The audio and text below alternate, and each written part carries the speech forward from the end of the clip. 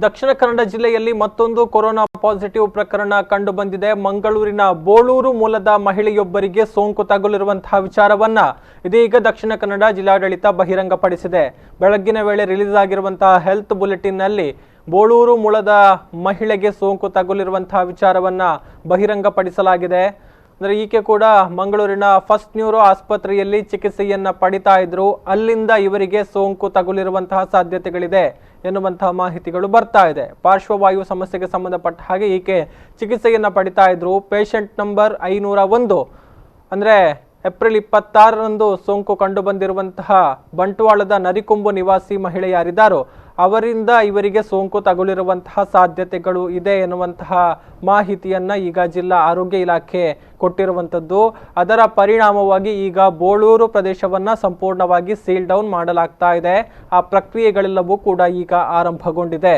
ಈ ಮೂಲಕ ದಕ್ಷಿಣ ಕನ್ನಡ ಜಿಲ್ಲೆಯಲ್ಲಿ ಕೋವಿಡ್-19 ಸೋಂಕಿತರ ಸಂಖ್ಯೆ 22ಕ್ಕೆ ಏರಿಕೆಯಾಗಿದೆ ಎನ್ನುವಂತಹ ವಿಚಾರವನ್ನ ನಾವು ನೋಡಬಹುದು. 58 ವರ್ಷ ಪ್ರಾಯದ ಮಂಗಳೂರಿನ ಬೋಳೂರು ನಿವಾಸಿ ಮಹಿಳೆ ಈಗ ಸೋಂಕಿಗೆ ತುತ್ತಾಗಿದ್ದಾರೆ. ಅದರ ಪರಿಣಾಮವಾಗಿ ಮಂಗಳೂರಿನ ಬೋಳೂರು ಪ್ರದೇಶವನ್ನ ಈಗ ಸಂಪೂರ್ಣವಾಗಿ ಸೀಲ್ ಡೌನ್ ಮಾಡಲಾಗ್ತಾ ಇದೆ. ಕಂಟೈನ್ಮೆಂಟ್ ಝೋನ್ ಎನ್ನುವಂತಹ ಘೋಷಣೆಯನ್ನ ಜಿಲ್ಲಾಡಳಿತ ಮಾಡೋದಕ್ಕಿದೆ. ಆ ನಿಟ್ಟಿನಲ್ಲಿ ಬೇಕಾದಂತಹ ಸಿದ್ಧತೆಗಳು ಆಗಬೇಕಾಗಿರುವಂತಹ ಪ್ರಕ್ರಿಯೆಗಳೆಲ್ಲವೂ ಕೂಡ ನಡೀತಾ ಇದೆ. ನಾವು ದೃಶ್ಯಗಳಲ್ಲಿ ಕೂಡ ಗಮನಿಸ್ತಾ ಇದ್ದೇವೆ. ಇದು ಬೋಳೂರು ಪ್ರದೇಶದಲ್ಲಿ ಕಂಡು ಬರ್ತಾ ಇರುವಂತಹ ದೃಶ್ಯಗಳು. ಪೊಲೀಸರು ವಾಹನದಲ್ಲಿ ಬ್ಯಾರಿಕೇಡ್ಗಳನ್ನು ತಂದು ಈ ಒಂದು ಪ್ರದೇಶವನ್ನ ಸೀಲ್ ಡೌನ್ ಮಾಡುವಂತಹ ಪ್ರಕ್ರಿಯೆಯನ್ನ ಈಗಾಗಲೇ ಆರಂಭ ಮಾಡಿದ್ದಾರೆ. ಹೆಚ್ಚಿನ ಮಾಹಿತಿ ಕೊಡ್ತಾರೆ ಪ್ರತಿನಿಧಿ ನಾಗೇಶ್ ಕಾವೂರು. ಹಲೋ ನಾಗೇಶ್. ಏನಿದೆ ಈ ಬಗ್ಗೆ ಹೆಚ್ಚಿನ ಡೀಟೇಲ್ಸ್?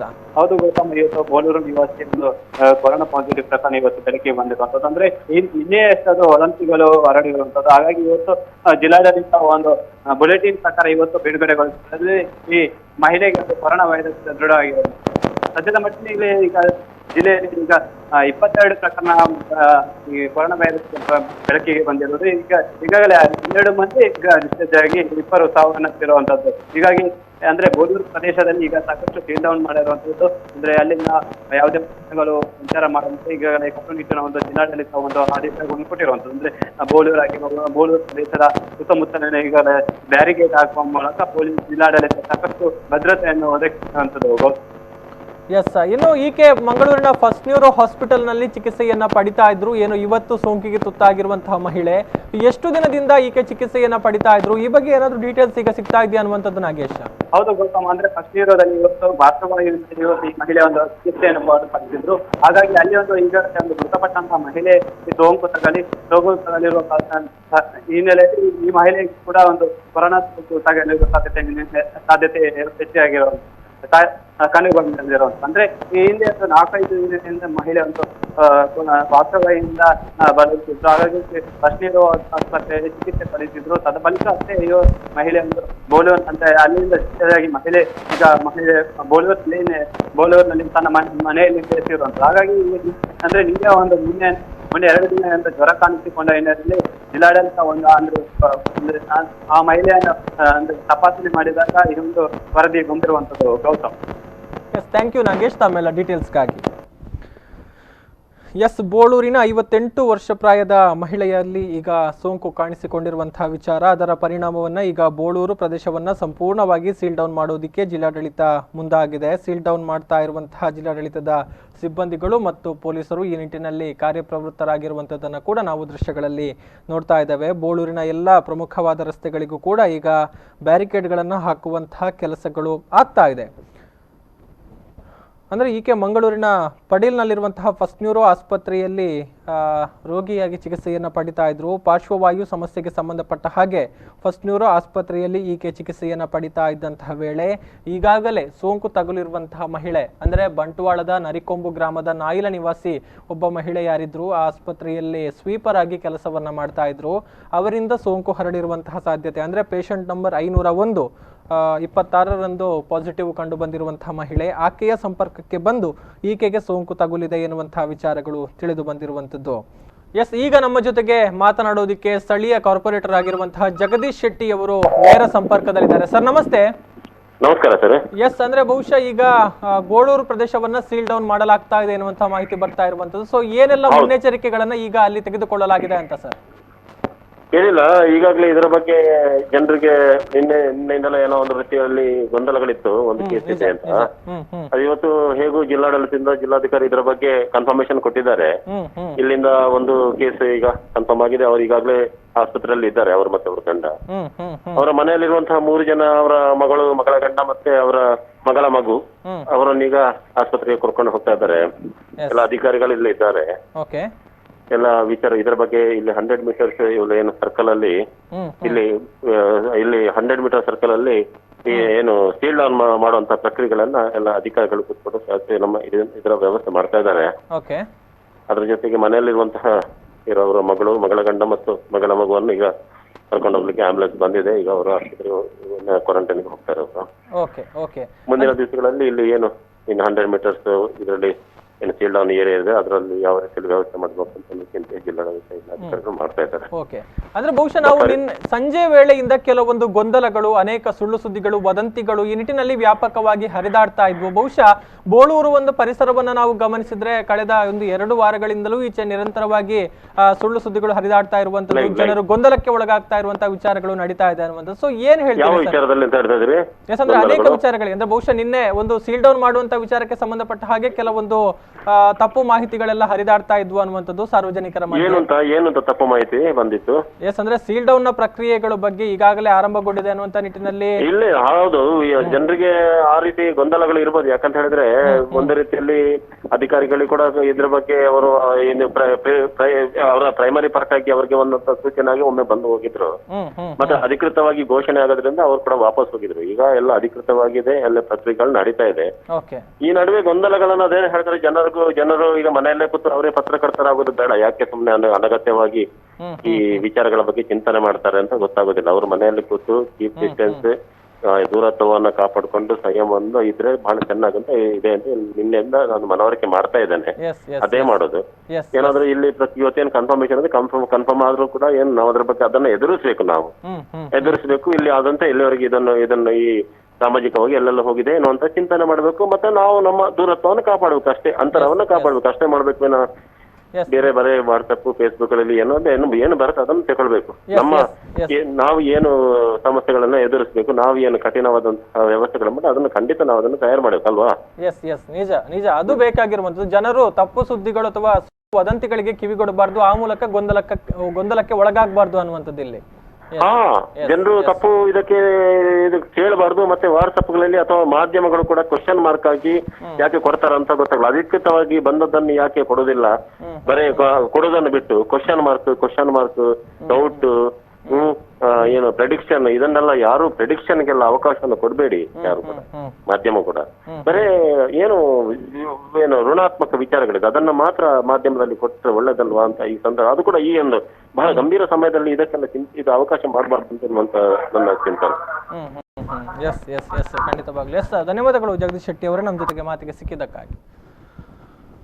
ಇದು ಈಗ ಬೋಳೂರು ಪ್ರದೇಶದಲ್ಲಿ ಯಾವ ರೀತಿ ಈಗ ಸದ್ಯಕ್ಕೆ ಪರಿಸ್ಥಿತಿ ಇದೆ ಅನ್ನುವಂಥದ್ರ ಬಗ್ಗೆ ಅಲ್ಲಿನ ಸ್ಥಳೀಯ ಮಹಾನಗರ ಪಾಲಿಕೆ ಸದಸ್ಯ ಜಗದೀಶ್ ಶೆಟ್ಟಿ ಅವರು ಕೊಟ್ಟಿರುವಂತಹ ಮಾಹಿತಿ ಇದು. ಅಲ್ಲಿ ಈಗ ಸೀಲ್ ಡೌನ್ನ ಪ್ರಕ್ರಿಯೆಗಳೆಲ್ಲವೂ ಕೂಡ ಆಗ್ತಾ ಇದೆ. ಸೊ ಈ ನಿಟ್ಟಿನಲ್ಲಿ ಅಧಿಕಾರಿಗಳು ಕೂಡ ಬಂದು ಏನೆಲ್ಲ ವ್ಯವಸ್ಥೆಗಳಾಗಬೇಕು ಅಥವಾ ಪ್ರಕ್ರಿಯೆಗಳು ಮುಂದಿನ ನಿಟ್ಟಿನಲ್ಲಿ ಏನೆಲ್ಲ ಆಗಬೇಕು ಅದೆಲ್ಲದರ ಮೇಲುಸ್ತುವಾರಿಯನ್ನ ನೋಡಿಕೊಳ್ತಾ ಇದ್ದಾರೆ ಅನ್ನುವಂಥದ್ದು. ಅದರ ಜೊತೆಗೆ ಮುಖ್ಯವಾಗಿ ಅವರು ಹೇಳಿರುವಂತಹ ವಿಚಾರಗಳು ಅಂದ್ರೆ ನಿನ್ನೆ ಸಂಜೆಯಿಂದಲೂ ಕೂಡ ಕೆಲವೊಂದು ವದಂತಿಗಳು, ಸುಳ್ಳು ಸುದ್ದಿಗಳು ಹರಿದಾಡ್ತಾ ಇದ್ವು ಸೀಲ್ ಡೌನ್ನ ಪ್ರಕ್ರಿಯೆಗಳ ಬಗ್ಗೆ. ಸೊ ಅಂತಹ ಸುಳ್ಳು ಸುದ್ದಿಗಳು ಅಥವಾ ಸಾಮಾಜಿಕ ಜಾಲತಾಣಗಳಲ್ಲಿ ಹರಿದಾಡ್ತಾ ಇರುವಂತಹ ಅಧಿಕೃತ ಅಲ್ಲದ ಮಾಹಿತಿಗಳ ಬಗ್ಗೆ ಯಾರು ಕೂಡ ಕಿವಿಗೊಡಬಾರದು. ಮಾತ್ರ ಅಲ್ಲ, ಆ ನಿಟ್ಟಿನಲ್ಲಿ ಗೊಂದಲಕ್ಕೆ ಒಳಗಾಗಬಾರದು, ಆತಂಕ ಪಡಬಾರದು ಎನ್ನುವಂತಹ ಒಂದು ವಿಚಾರವನ್ನ ಕೂಡ ಇಲ್ಲಿ ಅತ್ಯಂತ ಸ್ಪಷ್ಟವಾಗಿ ಹೇಳಿದ.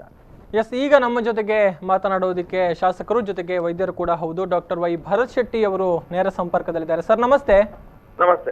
ದಕ್ಷಿಣ ಕನ್ನಡ ಜಿಲ್ಲೆಯಲ್ಲಿ ಈಗ ಮತ್ತೊಂದು ಹೊಸ ಪ್ರಕರಣ ಪತ್ತೆಯಾಗಿದೆ ಅನ್ನುವಂಥದ್ದು ಸರ್. ಅಂದ್ರೆ ಎಲ್ಲೋ ಒಂದು ಕಡೆ ಜನರಿಗೆ ಇರುವಂತಹ ಅನುಮಾನ ಫಸ್ಟ್ ನ್ಯೂರೋ ಹಾಸ್ಪಿಟಲ್ ಏನಿದೆ ಅದು ಹಾಟ್ಸ್ಪಾಟ್ ಆಗ್ತಾ ಇದೆಯಾ ಅನ್ನುವಂಥದ್ದು. ಸೊ ಏನ್ ಹೇಳ್ತೀರಿ ಸರ್ ಒಟ್ಟಾರೆ ಬೆಳವಣಿಗೆಗಳ ಬಗ್ಗೆ? ಈಗ ಪೇಷಂಟ್ಸ್ ಎಲ್ಲ ಏಸಿಂಪ್ಟೊಮ್ಯಾಟಿಕ್ ಇದ್ದಾರೆ.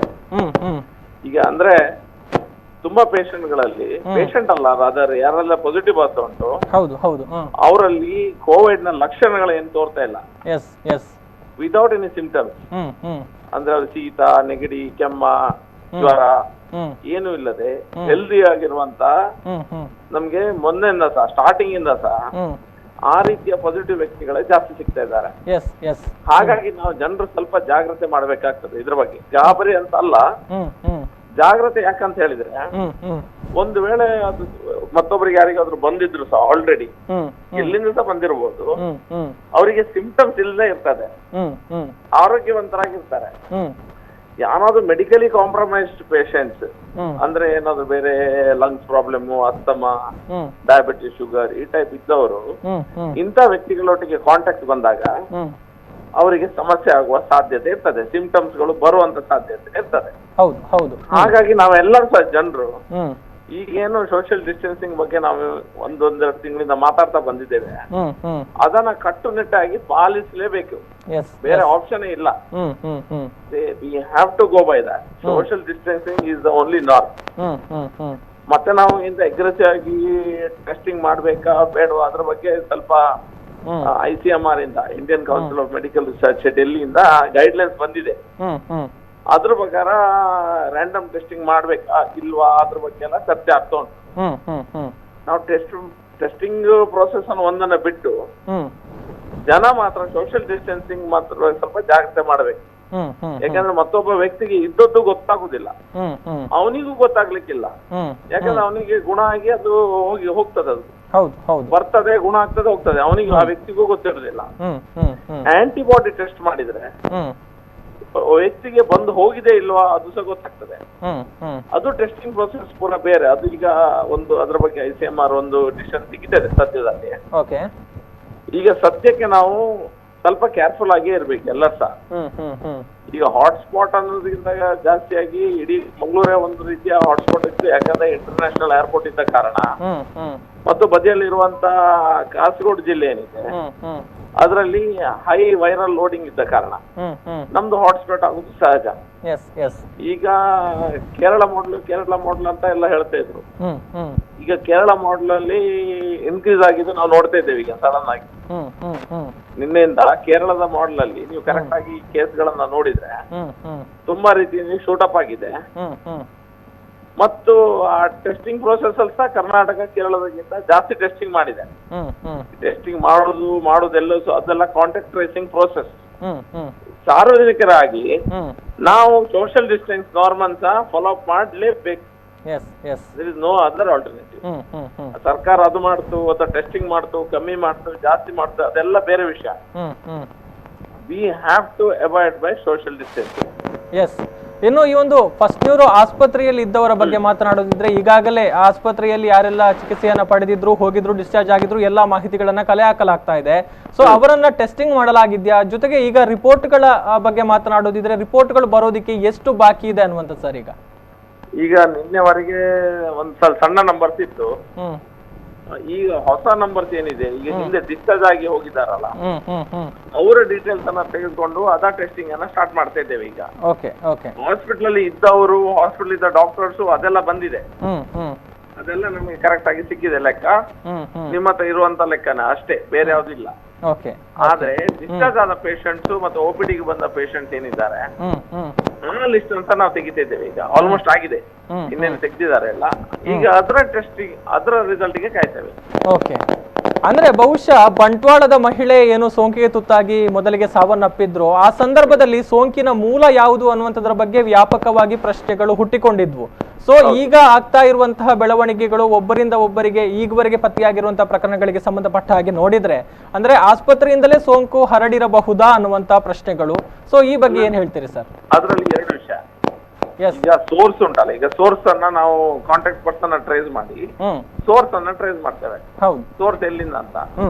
ಆದ್ರೂ ಸಹ 100% ಆಗಿ ಸೋರ್ಸ್ ಇಲ್ಲಿಂದಾನೆ ಅಂತ ಹೇಳಲಿಕ್ಕೆ ಆಗುದಿಲ್ಲ.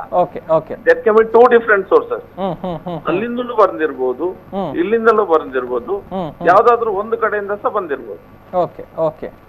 ಅಂದ್ರೆ ಇಲ್ಲಿ ಇನ್ನೂ ಕೂಡ ಸ್ಪಷ್ಟತೆ ಸಿಕ್ಕಿಲ್ಲ ಹಾಗಿದ್ರೆ ಈ ಒಂದು ವಿಚಾರ. ಈಗ ಇದು ಸಿಕ್ಕಿದ ಕಾರಣ, ಈಗ ಪೇಷಂಟ್ ಗೆ ಡಿಸ್ಚಾರ್ಜ್ ಆದ ಪೇಷಂಟ್ ಸಿಕ್ಕಿದ ಕಾರಣ ಈ ಮತ್ತೊಂದು ಪೇಷಂಟ್ ಯಾರು ಮೊನ್ನೆ ಪಾಸಿಟಿವ್ ಸಿಕ್ಕಿತ್ತು, ಹೌದು, ಅವರ ಅಡ್ಮಿಷನ್ ಡೇಟು ಇವರ ಡಿಸ್ಚಾರ್ಜ್ ಡೇಟು ಜಾಯಿನ್ ಆಗದ ಕಾರಣ ಅಲ್ಲಿ ಸಹ ಇದ್ದಿರ್ಬೋದು.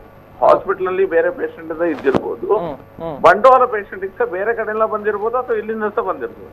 ಈಗ ಅದನ್ನ ಕರೆಕ್ಟ್ ಆಗಿ ನಮ್ಗೆ ಆಂಟಿಬಾಡಿ ಟೆಸ್ಟ್ ಮಾಡಿದ್ರೆ ನಮಗೆ ಒಬ್ಬನಿಗೆ ಗುಣ ಆದ ವ್ಯಕ್ತಿಗೆ ಆಂಟಿಬಾಡಿ ಟೆಸ್ಟ್ ಮಾಡಿದ್ರೆ ಗೊತ್ತಾಗ್ತದೆ ಅವನಿಗೆ ಹಿಂದೆ ಬಂದಿದೆ ಇಲ್ವಾ ಅಂತ. ಕಾಂಟ್ಯಾಕ್ಟ್ ಟ್ರೇಸಿಂಗ್ ಮಾಡ್ಲಿಕ್ಕೆ ಆಂಟಿಬಾಡಿ ಟೆಸ್ಟಿಂಗ್ ಮಾಡಿದ್ರೆ ಸುಲಭ ಆಗ್ತದೆ. ಓಕೆ, ಅಂದ್ರೆ ಆ ಬಗ್ಗೆ ಈಗ ಪ್ರಕ್ರಿಯೆಗಳು ಮೇಲಿನ ಹಂತದಲ್ಲಿ ಆಗ್ತಾ ಇದೆ ಅಂತ ದೊಡ್ಡ ರೀತಿಯಲ್ಲಿ ಆಗ್ತಾ ಉಂಟು ಎಲ್ಲದೂ ಸಹ. ಯಾಕಂದ್ರೆ ಈ ಕಾಂಟ್ಯಾಕ್ಟ್ ಟ್ರೇಸಿಂಗ್ ಏನುಂಟು ನಾವು ತುಂಬಾ ಸೀರಿಯಸ್ ತಗೊಂಡಿದ್ದೇವೆ. ಜನರ ಇದನ್ನ ರಿಸ್ಕ್ ಅಲ್ಲಿ ಹಾಕ್ಲಿಕ್ಕೆ ಆಗುದಿಲ್ಲ. ಹಾಗಾಗಿ ಎಷ್ಟು ಜನ OPD ಪೇಷಂಟ್ಸ್ ಒಳಗೆ ಬಿಡಿ, ಯಾರು ಡಿಸ್ಚಾರ್ಜ್ ಆಗದನ್ನ ಬಿಟ್ಟು OPD ಪೇಷಂಟ್ಸ್ ಯಾರಿದ್ದಾರೆ ಆ ಕಾಂಟ್ಯಾಕ್ಟ್ ಟ್ರೇಸಿಂಗ್ಸ್ ಅನ್ನ ನಮ್ಮವರು ಮಾಡ್ತಾ ಇದ್ದಾರೆ. Okay, yes. ಇನ್ನು ಬಂಟ್ವಾಳದ ಮತ್ತೊಬ್ಬ ಮಹಿಳೆ ಸೋಂಕಿಗೆ ತುತ್ತಾದವರು ಈಗ ಅಲ್ಲಿ ಚಿಕಿತ್ಸೆಯನ್ನ ಪಡಿತಾ ಇದ್ದಾರೆ. ಅವರ ಸ್ಥಿತಿ ಗಂಭೀರ ಆಗಿದೆ ಅನ್ನುವಂತಹ ಮಾಹಿತಿಯನ್ನ ನಿನ್ನೆ ಜಿಲ್ಲಾಡಳಿತ ಕೊಟ್ಟಿತ್ತು. ಸೊ ಇದೀಗ ಸದ್ಯಕ್ಕೆ ತಮ್ಮ ಗಮನಕ್ಕೆ ಬಂದಿರುವ ಹಾಗೆ ಏನಾದ್ರೂ ಅವರ ಬಗ್ಗೆ ಮಾಹಿತಿ ಸಿಗ್ತಾ ಇದೆ ಸರ್? ಹೇಗಿದ್ದಾರೆ ಆ ಪೇಷಂಟ್? ವೆಂಟಿಲೇಟರ್ ಅಲ್ಲಿ ಇದ್ದಾರೆ, ಸ್ವಲ್ಪ ಟೈಮ್ ಆಯ್ತು. ಈಗ ಫಸ್ಟ್ ಬರುವಾಗ ಯಾವ ಸ್ಟೇಟ್ ಅಲ್ಲಿ ಇದ್ರು, ಈಗದ ಸ್ಟೇಟಿಗೆ ಸ್ವಲ್ಪ ಇಂಪ್ರೂವ್ಮೆಂಟ್ ಇತ್ತು ನಿನ್ನೆ.